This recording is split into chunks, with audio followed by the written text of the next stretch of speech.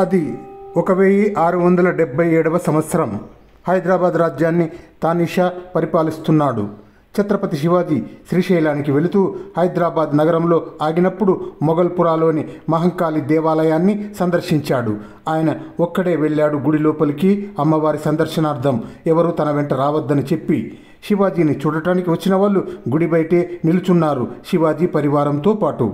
కొద్దిసేపు ఆగాక శివాజీ బయటికి వచ్చి, అమ్మ బలి కోరుతున్నది, ఆకలిగా ఉందట, ప్రాణాలు అర్పించడానికి ఎవరొస్తారు అని ప్రశ్నించగా ధైర్యం గల ఒక యువకుడు ముందుకు వచ్చాడు. శివాజీ వెంట వెళ్ళాడు గుడి లోపలికి.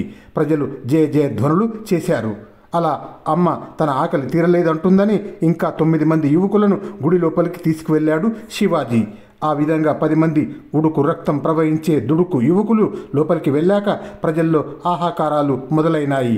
కొంతసేపటికి గుడి తలుపులు తెరుచుకొని శివాజీ ప్రజల ముందుకు వచ్చి, ఔరంగజేబు నుండి దేశాన్ని విముక్తం చేయటానికి నాకు ప్రాణాలు బలిపెట్టే సాహస యువకులు కావాలి, అందుకే ఇలా నాటకమాడాను, ఈ 10 మందిని నా వెంట తీసుకువెళ్తున్నాను అని ప్రకటించాడు.